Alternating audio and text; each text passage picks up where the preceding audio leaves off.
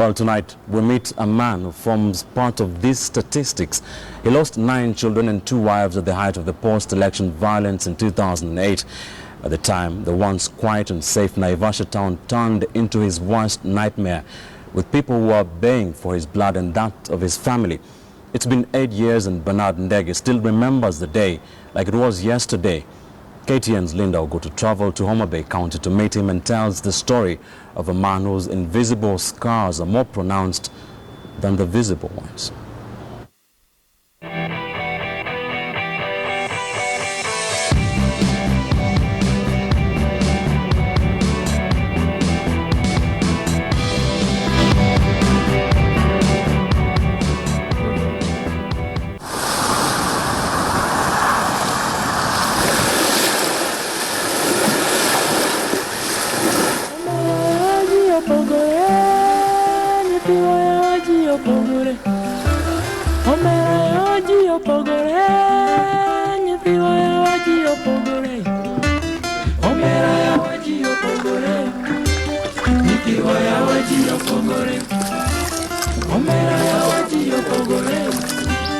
Mimi sikuzaliwa na hii mwili, hapana, lakini ni moto ya tuo anero andino chenda pi tu samari oginyuka gomogo.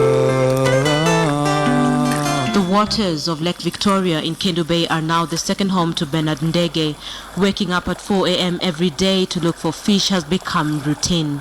At times, the harvest has been mean, with the fishermen sharing the catch with the birds. He says it's becoming increasingly difficult to put food on the table as the number of fish in the area dwindles with every passing month. His hands have gotten used to rowing through the waters, but with every row, the scars on his hands are a constant reminder of the invisible scars in his soul. But we will have to wait until we get to his homestead to get to the depths of the pain he has kept for over 8 years.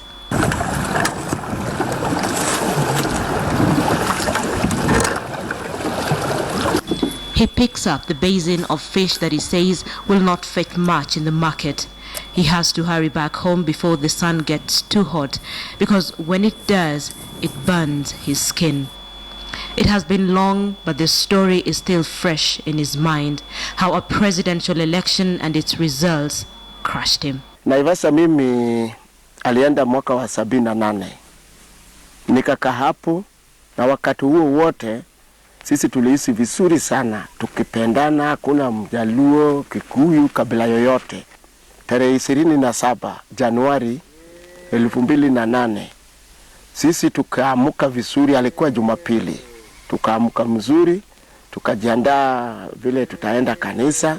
Kufika saa 2 hivi polisi akakuja kwa heri ambaye mimi alihisia huko Naivasha. Akasema kwa sababu polisi alisingira Naivasha mzima, wakatawanya wananchi, rudeni kwa nyumba, kwa sababu sisi tumeshachukua jukumu ya kupigana na hawa wajangili. Sisi tukarudi kwa nyumba. Hata mimi pia na watu 19 walirudi kwa nyumba. Alipofika kwa nyumba, bibi yangu mkubwa akasema, mimi aliambia nyinyi hapa Naivasha hakuna kitu ambaye inaweza kufanyika kwa sababu imejaa na polisi. Ikiwa maneno yake yajaishia kwa mdomo, mawe juu ya paa. Pap, sisi tukatoka. Mimi na kijana yangu mkubwa akatoka, akakimbilia kwa gate, akafunga gate. Hawa wajangili wakakuja, wakachukua mawe 9x9, 4x4, wakagonga hiyo gate yetu mpaka gate akafunguka. Alipofunguka hivyo, basi hawa wakasema, we mzee, leo bahati yako hakuna. Mimi nikalia, akasema, eri tuwachie sisi tutoke, tusike, upeleke polisi. Hawa wakasema, hiyo maneno sisi hatukai nayo. Sisi tukaingia kwa nyumba yangu, alikuwa bedroom. Akafunga hiyo jambia ndani, wale pia wakakuja wakafunga ya nje. Sisi tukaingia kwa bedroom. Hawa wakasinguka huko, wakafunja dirisha ya bedroom. Wakaita mwenzake, we lete petrol. Akamwaga petroli, kiwa sisi tunaona. Sisi tukalia. wakaita mwenzake, we nani, leta tu kibriti. Akawakisha, wakaweka ndani. Nyumba akaanza kuchomeka. Sisi tukatoka kwa bedroom, akarudi kwa sitting room. Nikajaribu kwa mlango, nimekuta imefungwa na nje. Alafu sisi tukaanza kupiga nduru. Wale pia wakapiga nduru nje. Sijui polisi walienda wapi. Mpaka saa 2, mpaka saa hiyo yote mchana kutwa. That was in 2007 when the disputed presidential election result was announced and chaos broke out in the country. Unajua wakati huo mimi alinunua mabati kama 60 ya kukuja kujengea hawa manyumba. Alitaka kujenga hii boma yangu sasa hii wakati huo. Na wakati huo mimi alinunua soka. Kulingana na desturi ya Wajaluo ni lazima iwe na soka ya kujenga naye nyumba. Nafikiria labda mimi alibeba hiyo kwa sababu mlango alikuwa ya bao. Nafikiria mimi aligonga hiyo ikiwa musi imesakwa mingi. Nikafungika, labda mlango ikifungika hivi ndio mimi nikatoka nikaangukia hapo nje. Kufikiria tu. Yes, kwa sababu OCPD alisema alikuta mimi ikiwa imelala kama mtu amesaku. Ndio watu wajangili waliona kama huyo labda amesakufa, akawacha mimi. Familia yangu walikuwa watoto 9. Na wabibi wangapi? 2. Watoto walio hai ni 8. Na moja alikuwa kwa tumbo ya mama yake, akabakisha 1 week. Yani kuanzia Monday ya siku hiyo mpaka Saturday or Sunday amepata njia ya kujifungua. Wote walikufa. Watu 11 yangu mwenyewe. Mkubwa alikuwa kama mwaka 18 na ya misho alikuwa 1 year and a half. And so he carried what was left of his wives and children and took them back to his ancestral land. He wanted them to get a befitting burial in their home. He pauses for a while to show us the graves of his entire family. The unmarked and silent graves now smothered by weeds. He says he remembers the day the graves were dug one by one, and the day the bodies of his children, in whom he had so much hope, were buried. One of his wives was 8 months pregnant. She was buried alongside a child he would never get the chance to meet. The events of 2007 did not just rob him of his family, it robbed him of his identity. His scarred face and almost white body, a constant reminder of the actions of a group of people who are consumed by hate and in the spur of moment forgot the sanctity of life. He has lost count of the number of times children have run away from him, terrified of his scarred face. He attempted to rebuild his life but quickly came to a dead end again. So ni vingumu kuishi katika hii dunia kwa sababu mimi kusoma sijasoma. Hakuna mahali unaweza kuandikia mimi afanye kazi yangu ni uvuvi. Na uvuvi lazima nikae kwa jua.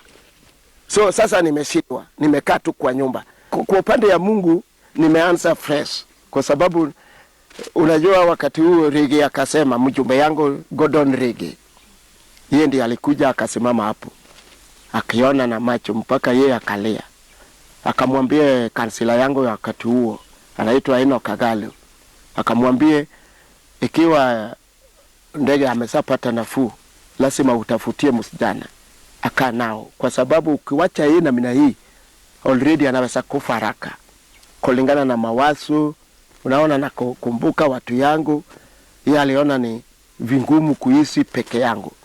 Wasee wakabaki wakapiga kesi yao, akatafutia mimi msijana anaitwa Alisa Court kutoka huko Hawasi Nyarkanu.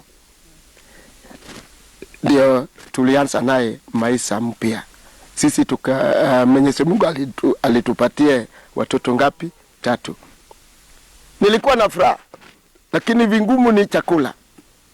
Kwa upande ya Mungu na maisha, mimi niko sawa kabisa.